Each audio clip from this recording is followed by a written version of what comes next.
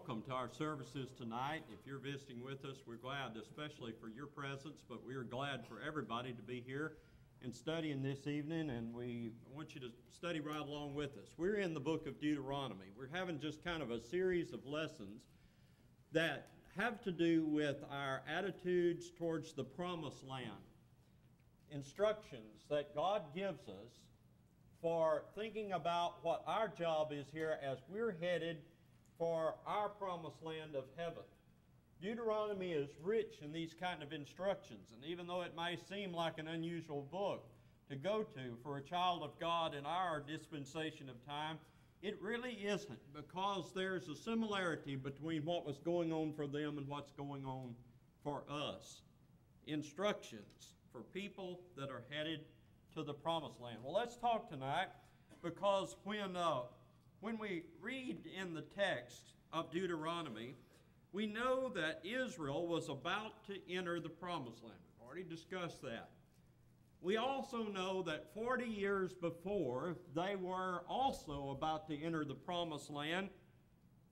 And at that time, Moses had told them something in Deuteronomy chapter 1 at verse 21. I need to back up to that, I'm sorry.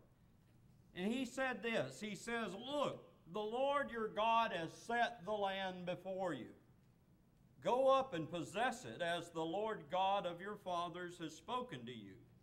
Do not fear or be discouraged." But the spies went and looked at the land, and 10 of the spies said that they could not go into that land. And when that happened, the people did become afraid and got discouraged. And we read about this now in Deuteronomy chapter 1, verse 28, as Moses retells the story. He said that the people said, "Where can we go up? Our brethren have discouraged our hearts, saying that the people are greater and taller than we.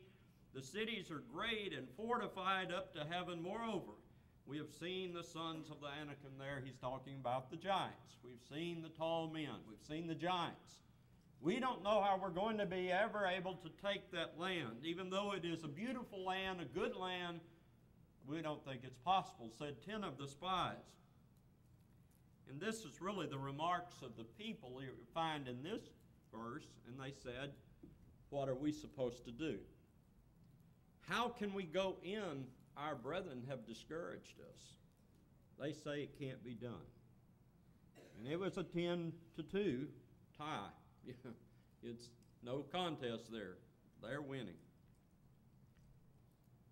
You know, I think about this, and I think about the fact that really the truth is God knew that this was going to be a daunting task.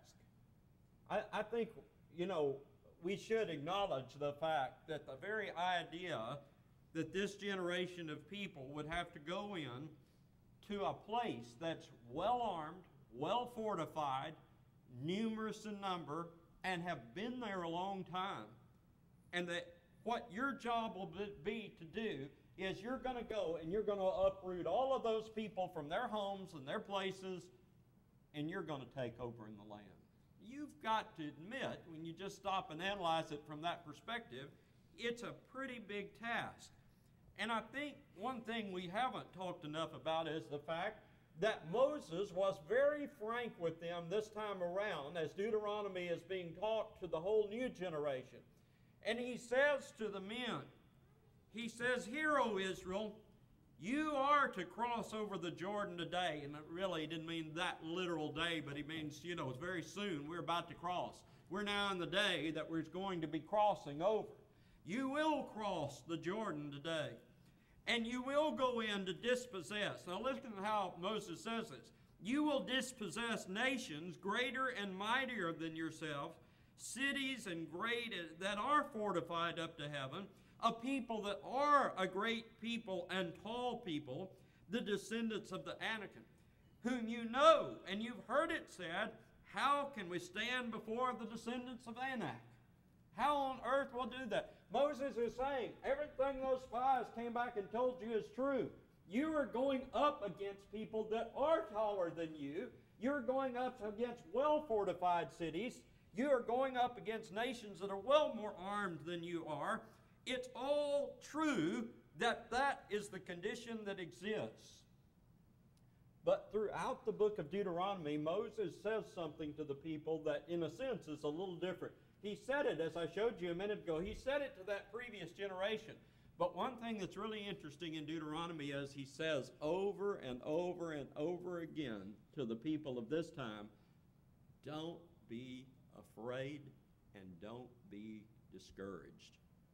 So see, what I want you to understand, what you got up there right now, that's the reality. This is what you face. Don't be afraid. Don't be discouraged. Now, this is something worth thinking about when you consider the idea that Moses is saying it's very true. That is what you're going up against. The spies were right. It is a daunting thing to overcome. But Moses is going to tell them 5 things in Deuteronomy. 5 things about their relationship with God that make the difference here. Now, I don't mean to be ugly to you, but if you can't get a spiritual application out of this, you're blind. We've got to open up our eyes a little better and see spiritual truths. Amen. Because God is saying equally to you and me, don't you be afraid and don't you be discouraged. And the exact same things that are true here about their relationship with God are true about our relationship with God. So let's understand it as we go through it from that perspective. And so the very first thing he says is, do not be afraid, do not be discouraged, because first and foremost, God is with you. God is with you. Now let's read that. In Deuteronomy chapter 20, verse 1, he said, now you're going to go out to do battle against your enemy. He said, one of the things you're going to see is you're going to see horses and chariots. You got to keep in mind, Israel's got none of these. We don't have any of these kind of things. Chariots, iron chariots, were just getting started about that time in that part of the world. The Philistines had figured out how to make iron implements. Later on, we read about and find out about that Israel in the days of the judges could not do any of those things, and they actually had, even if you wanted your plow fixed or some implement of your farm fixed, you had to go to the Philistines to get them to fix it because Israel didn't even have the capacity. So they got no knowledge, essentially, of iron and things like that. But boy, over there, they got chariots of iron. They've got horses. They've got armor. They've got all these things. And he says, you're going to see all of that possessed by a people much more numerous than you. Don't be afraid of them. Easier said than done. Don't be afraid of them. Why? Because God is with you. See, this presents a whole new perspective. And you have to put yourself in their position. You have to imagine being an Israelite soldier. I'm going to go fight people that are much better equipped. When you talk about this chariot business, get the point of that. If you had a chariot, you could move across the land super fast compared to what an army could march. You could maneuver your troops. You could get implements of war to different locations. You could do all kinds of things you couldn't have normally done. Said, you're going to go up against horses and chariots. You don't have any of those things. And what's interesting to me is Moses said, now don't be afraid. He doesn't say, I'm going to get you plenty of these things. He doesn't talk about that. He said, don't be afraid, because God will be with you. God will be with you. And that becomes such an everyday slogan for generations of our time. Oh, the Lord will be with you and all of that. We don't stop and think about, what does that mean? The Lord will be with you. Well, one of the things it means is, like Romans 8, verse 31, if God is for us, who could be against us? That's one of the ideas behind it. If God is with you, how will that army be able to stand against you? So you've got the advantage here because God is with you. But that's not all he says. He gets more clear. God's not just with you. God will be fighting for you. God will help you fight this battle. Now, Deuteronomy chapter 3 at verse 22, he says, you must not fear them, for the Lord your God shall fight for you. The Lord will be defending you in this battle. This is a clear encouragement because he is saying, you're not fighting this alone. you're not in this by yourself. It's not you versus them, it's God versus them with using you. And that you have to view that battle that way. You know, I think back to something Jesus said. I read this, and I just never thought of it quite this way before. But you remember that Jesus once told the disciples, and it's kind of that vine in the branches text, you know, where he's talking about that. He says, without me, you can do nothing. But you also remember what else is said over here in Philippians 4:13. Paul said, but I can do all things through Christ who strengthens me. This is as true of us as Christians as it was of them back there. The real truth about it was, Israel, you're a sorry mess of an army to go up against any of those people out there. But the reason you're not afraid, you don't need to be afraid, is because God's going to stand with you on this. And Jesus is saying, you can't do anything on your own. But we have added to that the fact, but if we have Christ, we can do anything God needs us to do. Anything God wants us to do. I'm not saying you can go become an excellent skydiver or something like that, but if God needs you to do it, it can be done with His help. That's what we're learning from these texts. So let's consider that for a minute from that perspective. God is fighting for you. Now think of another point. Don't be afraid and be discouraged, because when you get in this fight, you will not be abandoned. God will stand with you throughout this fight. You should never think of it. You know, Moses reminds them about this again. He says, be strong and of good courage. Do not fear or be afraid of them, for the Lord your God, He is the one who goes with you. He will never leave you or forsake you. By the way, did you know that's repeated in the New Testament? He Himself has said, I will never leave you or forsake you. So that's a New Testament recommitment of those promises. Did you ever stop to think about the fact, even as in the life of a Christian, that God wouldn't have brought you this far to abandon you? Now, I think this requires some effort on our part. I'm not saying that. But that God has worked with you. Why would God abandon you as if, you know, I don't care anymore, you just, you know, you can falter if you want to. Why would God do that when He's got you this far? Why would He want to abandon you? And the Lord doesn't want to abandon you. He sees hope. He sees possibility. What He needs you to do is trust Him and His ways throughout all of this. And so as you stop and consider all of this, Moses takes, now in this particular verse, he takes the idea, don't be afraid or be discouraged, and gives us the positive side. Instead, be strong, be of good courage in this battle. You stand up and you fight and you be strong. And I was looking it up. I always love to check words. What do those words mean? And when I looked at the word strong in the text, I found it interesting because one of the meanings of it was to get hard. Now, guys, you know, when you're a couch potato, you get soft, don't you? When you work out or you work hard, your muscles, they get hard. And this is kind of the idea. It goes hand in hand with being strong, because it pictures the idea of getting firmed up and getting hard and being strong and able to fight this battle. But the strength isn't all yours. It's looking at it from God's perspective, that you can think of yourself that way with God on your side. And the word courage clearly conveys the idea of being brave and being bold and being determined. But it also kind of conveys the idea you can know that you can feel strong because of who's with you. Not because you're so, you know, strong, but because God is so strong.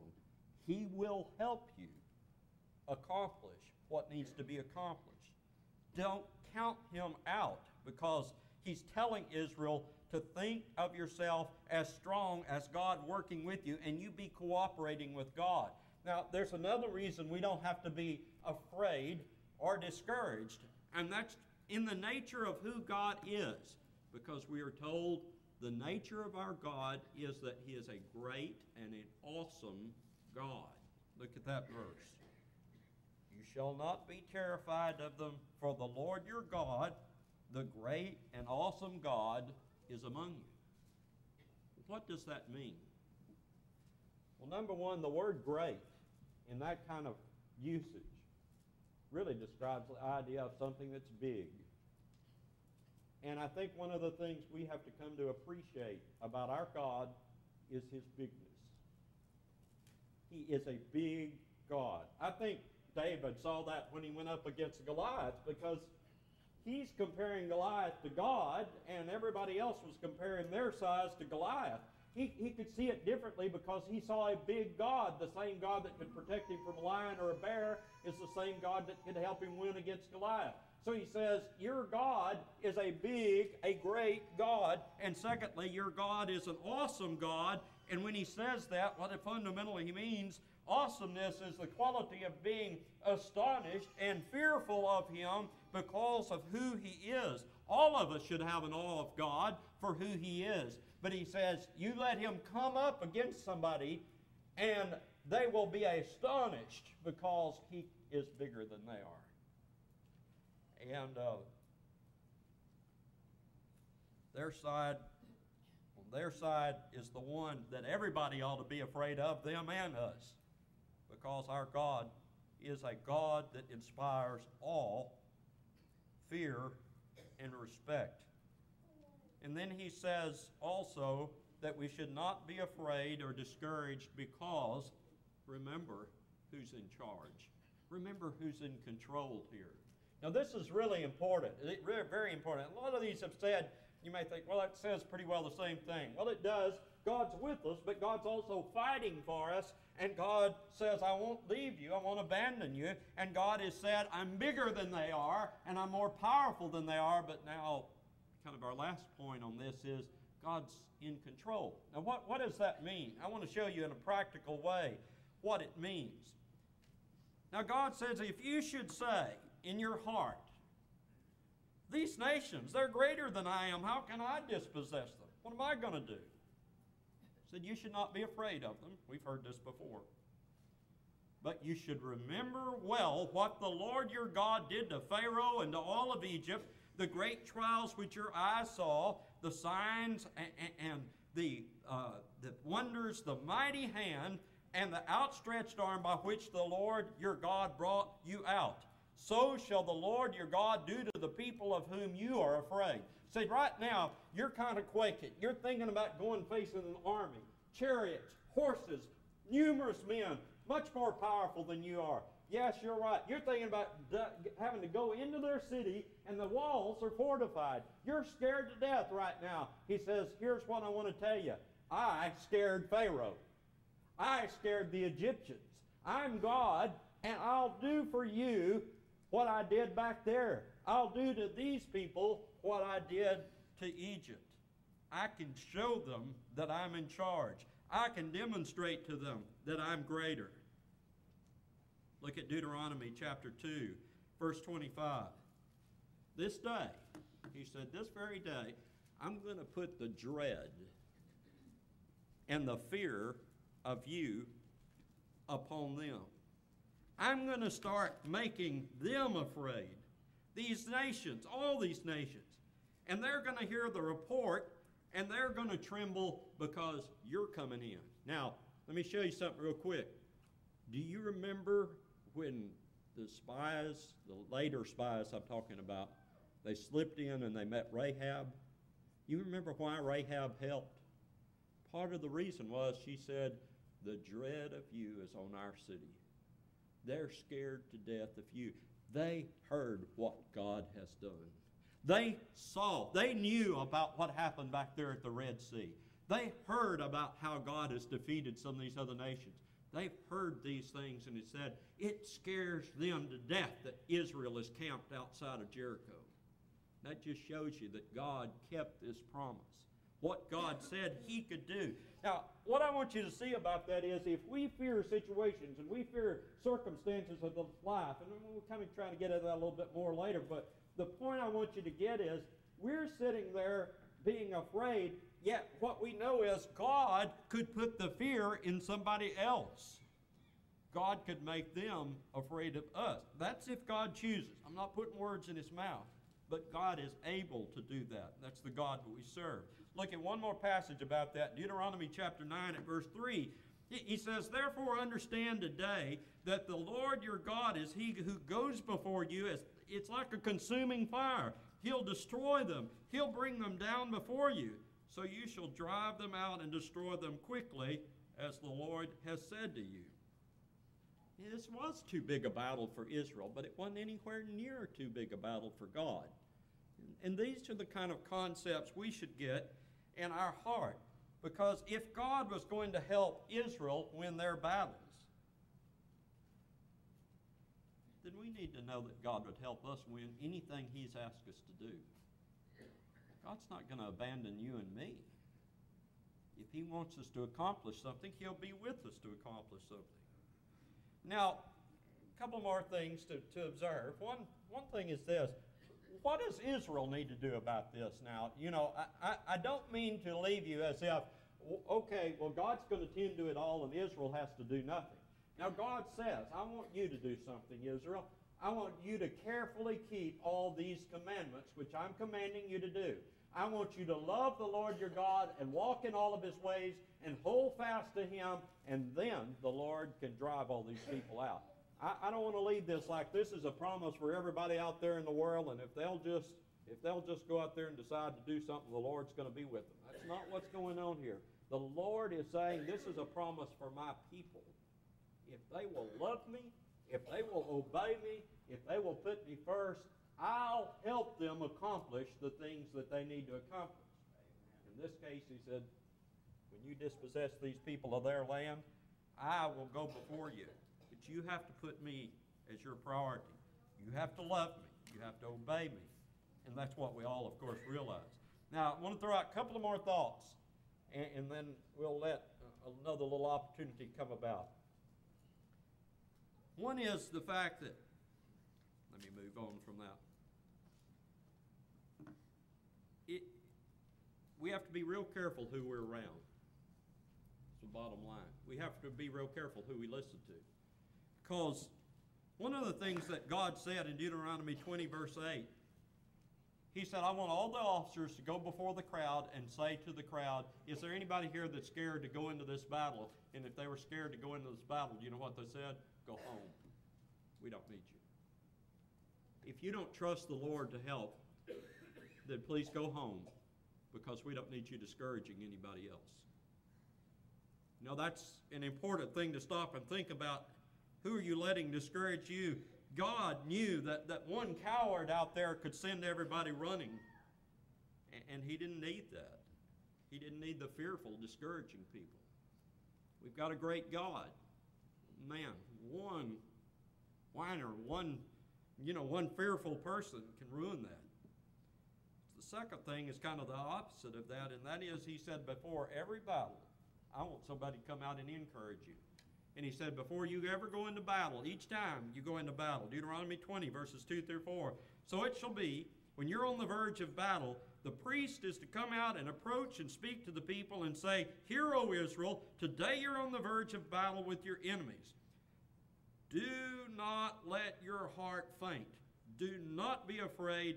Do not tremble. Do not be terrified of them, for the Lord your God is going with you, and he will fight against your enemies to save you. We need to hear the news that the Lord goes with us. The Lord's in the battle. The battle belongs to the Lord. And that's a very important message. We need to listen to those who will say so and not be fearful and not be trembling. Three things I want to point out here at the end. We can look at problems, things that have to be overcome, battles that have to be won. And you look at, you start looking at all of this. Maybe it's changes you need to make. Maybe it's commitments you need to make. Maybe it's teaching and training your family. Maybe it is trying to be a person that's more involved in the church and involved in using your talents or whatever. You can think of 1,000 things. Maybe it's talking to your relative or your neighbor about the gospel. Maybe it's just simply inviting them to church. It could be any number of things. But let me tell you about something. A lot of times we don't do what needs to be done. We're just scared. It's the truth. We're scared, we're discouraged from it, and we don't move ahead like we should. And when you get to saying, I know, I'm not that kind of person, I'm not able, we look at things as huge and insurmountable because we're looking at us. And the second thing we do, you can look at the problem and say, well, it's too big a problem for me to deal with. Then you look at you and say, who am I? I'm small, I'm helpless, I'm nobody. Or you can, like we learned here, look at God. And then we can go into battle saying, okay, He's working with me. And I can be anything God needs me to be or wants me to be. I can be strong. I can be courageous. I don't have to be afraid, not because the battle isn't big or a little scary, but because of who's on my side. Now, I'd like for us to sing a song, and after we sing this song, Ryan Dillard's going to talk to us a minute and not only kind of convey a few more thoughts on this subject, but also he's going to give the invitation connected with it. But let's go to number 117. Philip's going to lead this song for us. This is Guide Me, O Thou Great Jehovah. And the reason I chose this song tonight was because of the fact that it is a promised land song, on the way to the promised land. Guide me, Lord. You know, I thought about what the writer said, Mr. Williams, and he said, God, I am weak, but thou art mighty. Hold me with your hand. Your hand is powerful. So hold on to me, God. If I'm going to do this, hold on to me. And then he says, let the fiery, cloudy pillar, we remember that in the journeys of Israel, let them lead my journey. Strong deliverer, be thou still my strength and shield. God, I depend on you for all of this. I understand. If I'm going to be strong, I'm going to be strong because God will be with me. Be my strength and my shield. And then I thought on that third verse as we sing it, give special heed. I'm treading now the verge of Jordan. He says, let my anxious fears subside. I'm afraid. I'm a little scared here. But let those fears subside because of who God is. Help me. He pictures it. This really wasn't even how things exactly were, I don't think, because the water parted. But he pictures it like you're launching out into a swelling current. Well, we've done that before and have probably done something like that. It could be a little scary. He said, Lord, lead me through that swelling current. Help me get to the other side. Isn't that what we're all striving to do here? Let me get to the other side. I'm just trying to get across Jordan. I'm just trying to make it to my promised land. Please, Lord, be my deliverer.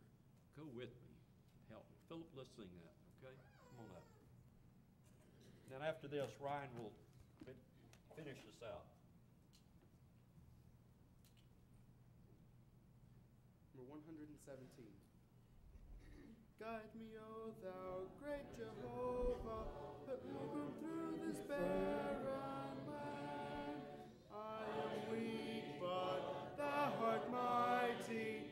Hold me to the hand. Bread of heaven, feed me till I want no more. Bread of heaven, feed me till I want no more. Open now the crystal fountain, whence the healing waters flow. Let the fiery, cloudy pillar lead me all the journey through. Strong deliverer, be thou still my strength and shield. Strong deliverer, be thou still my strength and shield. When I tread the verge of Jordan, bid my anxious fears subside. Bear me through the swelling current, let me safe from pain and sight. songs of praises I will ever give to thee. Songs of praises I will ever give to thee.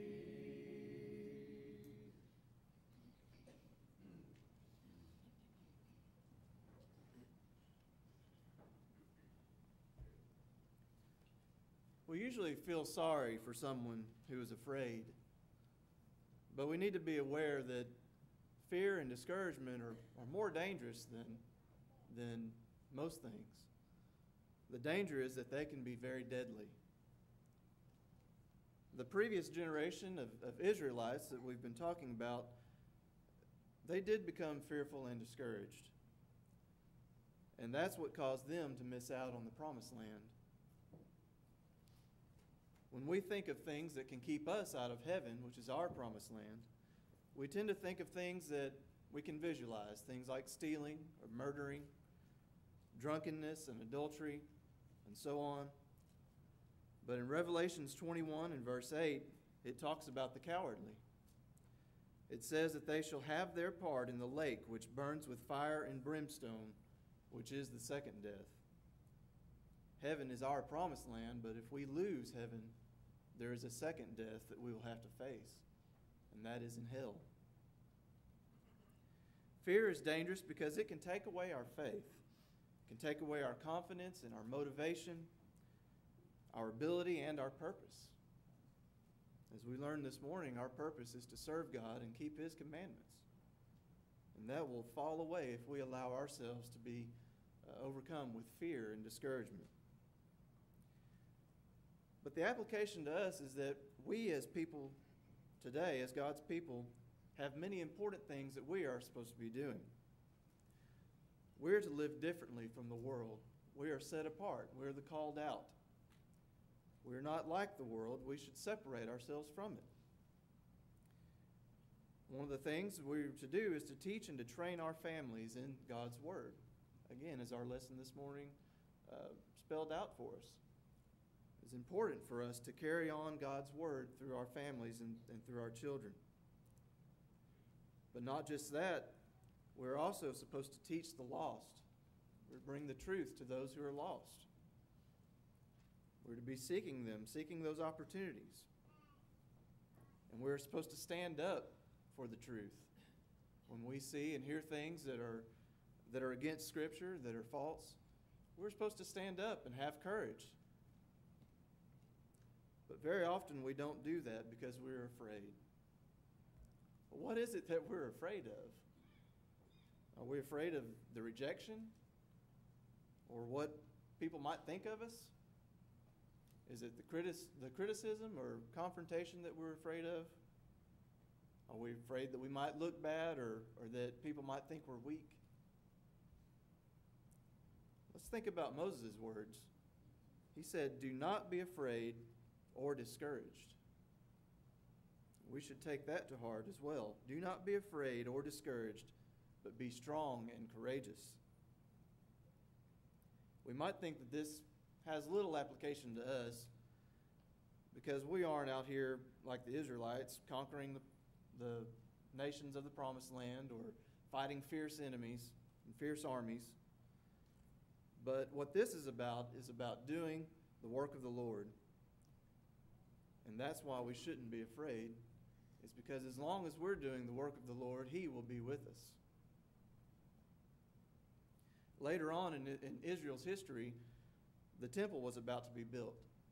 David gathered the materials together for the temple, and then it was Solomon's job, his son Solomon's job, to get it built. And what David said to him sounds very much like what Moses had said. In 1 Chronicles 28 and verse 20, he says, "Be strong and courageous," but he also says, "and act." Be strong and courageous and act.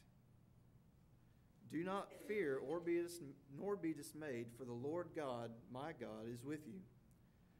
He will not fail you nor forsake you until all the work for the service of the house of the Lord is finished. we've been given everything we need to be strong and courageous. It's all found in our Bible.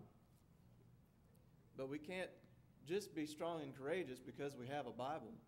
If we just lay it over here and ignore it and let it sit on the table, we have to be reading it. We have to know what it says and keep it in our hearts and act. Just as David said, be strong and courageous and act. No matter what task that God has given us, we have to have courage. Philippians 1 and verse 28 says, not to be frightened in anything by your opponents. We don't have to be afraid. God has given us everything we need. We're thoroughly furnished. Hebrews 13 verses 5 and 6 says, for he himself has said, I will never leave you nor forsake you. So if he won't leave us or forsake us, and we don't have to be frightened about anything by our opponents, then what does it matter if we're rejected? If we bring the truth to someone, we've done our job. If we're rejected, that's their problem. What does it matter what they think of us? We shouldn't care what they think. We should only care what God thinks. We should care about what God thinks about how we are living our life. And have we done our job? Have we done what God has asked us? We don't have to be afraid of criticism or confrontation. It doesn't matter if people think that we look bad or people think that we're weak, because we know that we are strong. We can know that God will be with us. And we can boldly say, the Lord is my helper, I will not fear. What can man do to me? The worst that they can do is to kill us. And that has happened to Christians in the past. Hopefully it will never happen again. But even if it did, what does it matter what man can do to us if we know that we have a promised land waiting for us?